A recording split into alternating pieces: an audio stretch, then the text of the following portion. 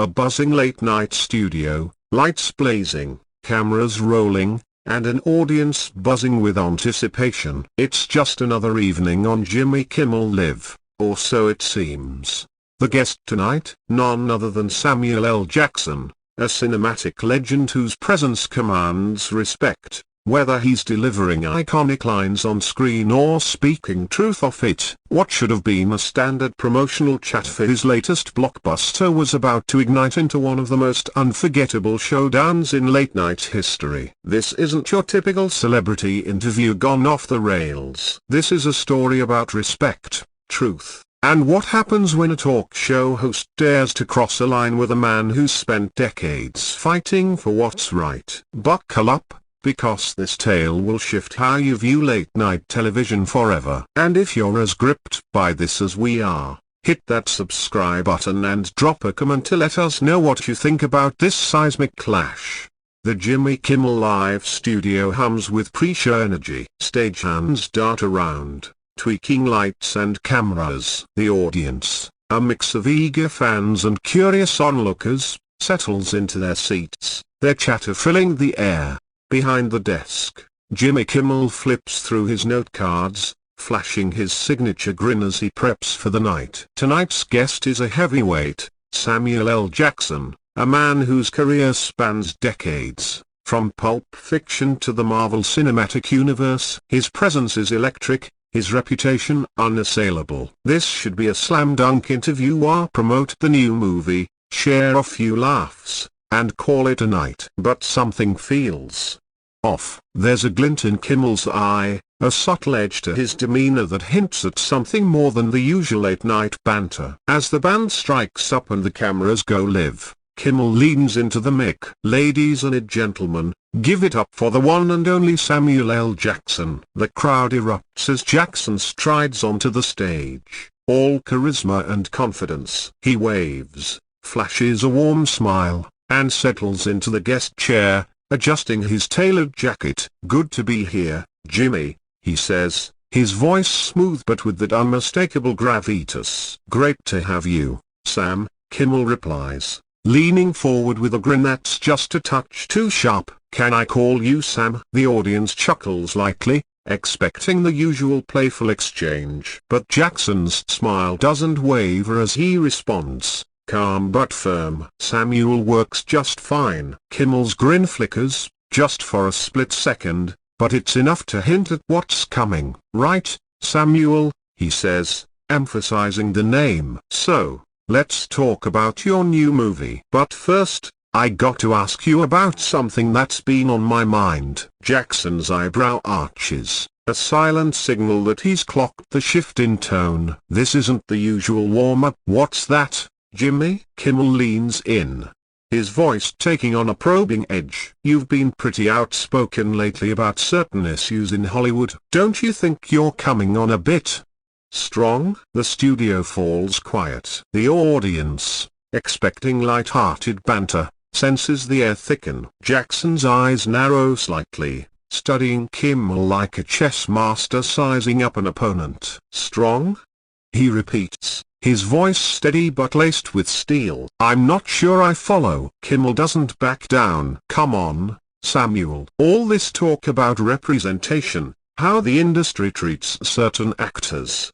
Aren't you maybe stirring the pot a little too much?" The words land like a match in dry grass. Jackson leans back in his chair, his posture relaxed but his gaze piercing. "Stirring the pot? You're asking me if speaking up for fairness and equality is causing trouble?" Kimmel shrugs, his casual tone betraying a hint of dismissiveness. "I'm just saying, things have improved, right? Maybe it's time to let some of that go." The tension is now a living thing, coiling through the studio. Audience members shift in their seats, glancing at each other. Jackson's voice remains calm, but there's an undercurrent of fire. "Let it go? You mean let go of wanting talented people to get the opportunities they've earned, no matter who they are or where they come from?" Kimmel doubles down, his tone growing sharper. "Look, I think you're blowing things out of proportion. Hollywood's changed. We don't need to keep hammering on this stuff." "Hammering?" Jackson's voice rises just a fraction,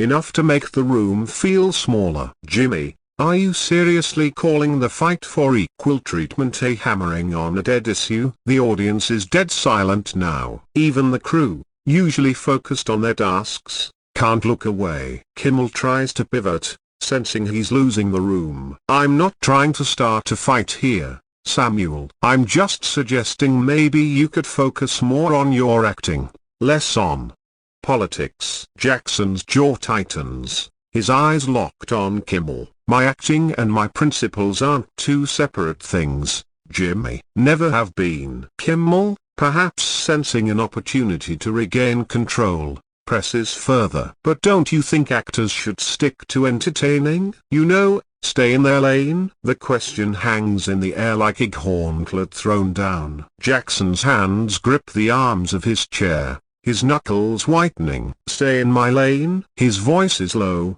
deliberate, the calm before the storm. Let me ask you something, Jimmy. When you crack jokes about politicians every night, are you staying in your lane? Kimmel falters, his confidence visibly cracking. That's different. That's comedy. Jackson's laugh is sharp, cutting through the studio. Different? No, it's not. You're using your platform to share your views, just like I use mine. The only difference is you seem to think your voice matters more. I never said that, Kimmel protests, but his defensive tone betrays him. You didn't have to. Jackson fires back. You implied it the second you suggested I should keep quiet about issues that affect people like me. The studio is a pressure cooker now. The audience is riveted, some leaning forward, others looking uneasy. Crew members exchange nervous glances, and Kimmel's producers, off stage, are visibly tense. Kimmel tries to steer the ship back on course. Samuel, I think you're misunderstanding me. Am I? Jackson's system leans forward, his voice cutting like a blade.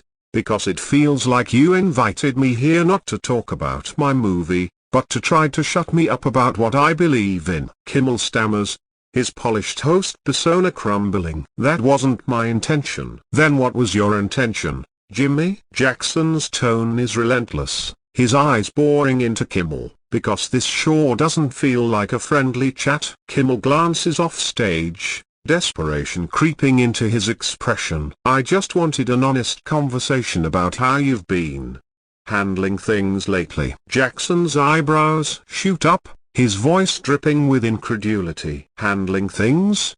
Who are you to judge how I handle myself, Jimmy? I'm someone who's been in this industry long enough to know when lines are being crossed. Kimmel snaps, his composure slipping entirely.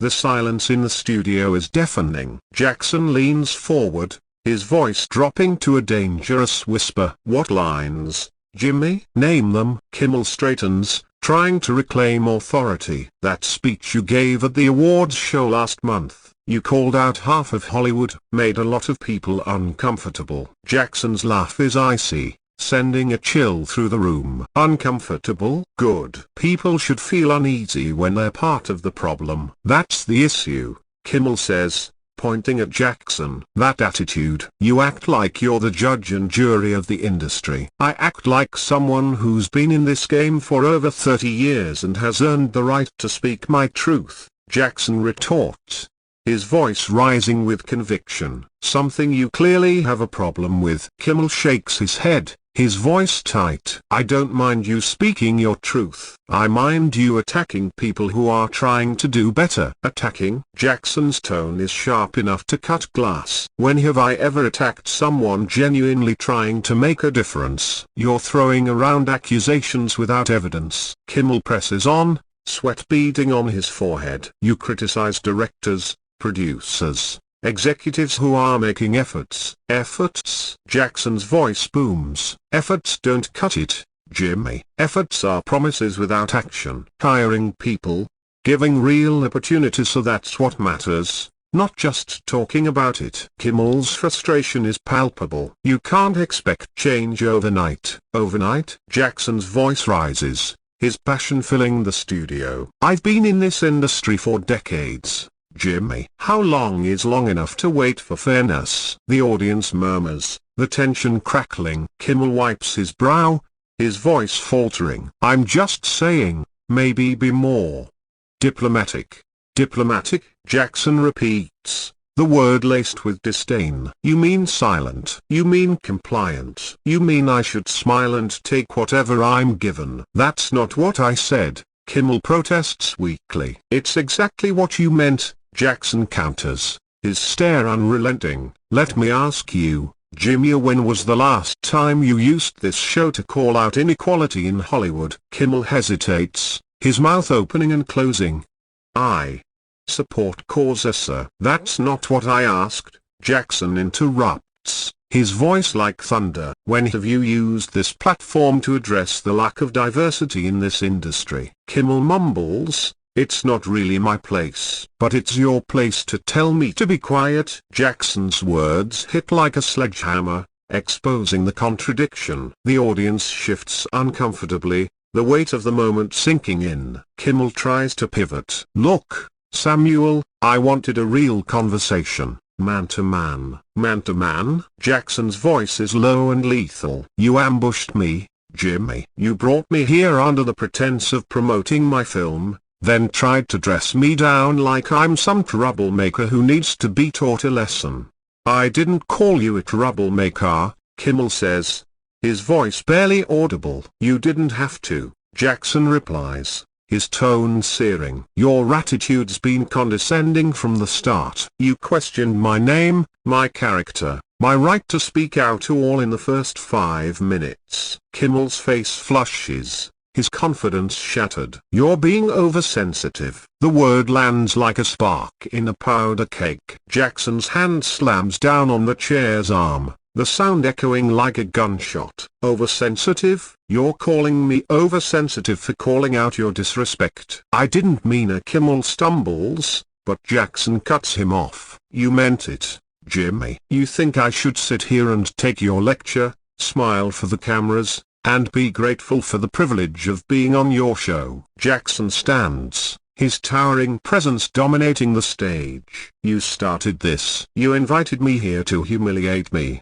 And now you're scrambling because it's not going your way. The studio is a pressure cooker. Audience members exchange stunned glances, and production assistants whisper frantically into headsets. Kimmel's voice is weak. I wasn't trying to humiliate you. Then what do you call this? Jackson demands, his voice shaking the room. You didn't ask a single question about my movie. You attacked my integrity, my right to speak about injustice, from the moment I sat down. Kimmel's face is pale, his usual charm replaced by panic. Jackson looms over him, unyielding. You can't answer that, can you? Because you know what this was, a pathetic attempt to put me in my place, to silence a voice that makes you uncomfortable. That's not true, Kimmel whispers, but the words lack conviction. Isn't it? Jackson's voice booms, filling every corner of the studio. Explain why your first question wasn't about my work but about my aggressive opinions. Explain why you think it's your job to tell a man with decades of experience to stay in his lane. Kimmel's mouth moves,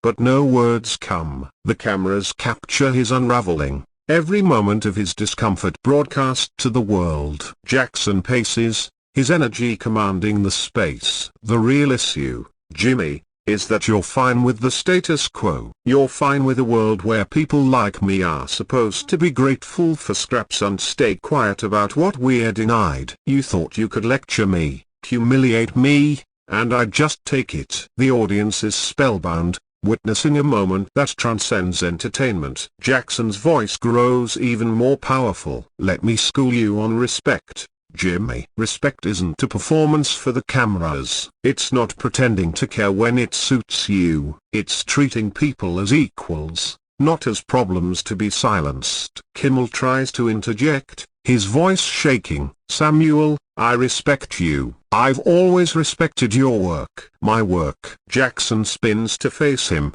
his eyes blazing. You respect my ability to entertain you, but not my right to speak my mind. You respect me as long as I stay in the box you've built for me. But the second I step out, The second I use my voice for more than your amusement, I'm a problem. The producers hover at the stage's edge, unsure whether to intervene. Jackson's voice thunders on. You tried to put me back in that box tonight. You tried to remind me of my place. But I don't have a place, Jimmy. I have a career, a platform, a voice here, and I'll use them how I see fit. Kimmel's hands tremble as he clutches his note cards. I never meant to. Don't, Jackson cuts him off, his gesture sharp. Don't insult me with excuses. You planned this from the start, and it backfired. The audience is frozen, some uncomfortable, others captivated. Jackson steps closer to Kimmel's desk, his presence overwhelming. You had a chance to have a real conversation tonight about my career, my passions, the changes I've seen in this industry. You could have treated me like a peer, a professional. Instead, you chose to be petty. You chose to try to diminish someone you see as a threat to your comfortable world. Kimmel's voice is desperate. I made a mistake. Okay, I admit it. A mistake? Jackson's laugh is bitter. You made a choice, Jimmy. You chose to try to silence someone whose voice you don't like. Your only mistake was thinking you could handle me. Jackson turns to the camera, addressing the audience at home. Let me tell you what happens when you speak out against injustice. People like Jimmy tried to shame you, call you too loud, too political, too much. They tell you to be grateful, to stop rocking the boat. But equality isn't a gift handed out by those in power. It's a right, and rights are fought for, not begged for. The studio crackles with energy, every word landing like a punch. When you fight for what's right, there will always be people like Jimmy trying to shut you down, telling you you're the problem. But I've been making waves my whole career, and I'm not stopping now. He faces Kimmel again, his gaze unrelenting. You thought you could make an example out of me, show everyone that even Samuel L. Jackson can be tamed. You were wrong, Jimmy. The only example here is you, showing the world who you really are, a man whose respect comes with conditions, whose comfort matters more than other people's dignity.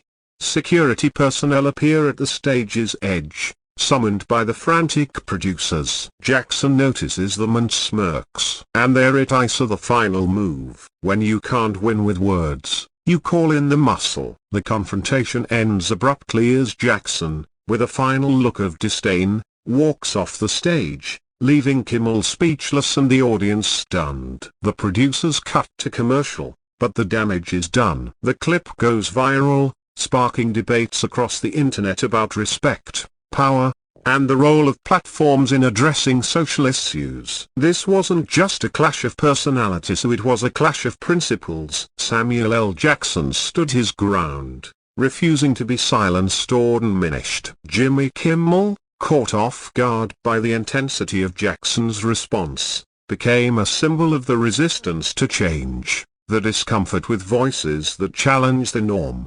This moment reminds us that late-night television isn't just about laughs and light banter. It's a platform where real issues can surface, where power dynamics are exposed, and where voices like Jackson's refuse to be confined. The question remains, will the industry learn from this, or will it continue to push back against those who demand more?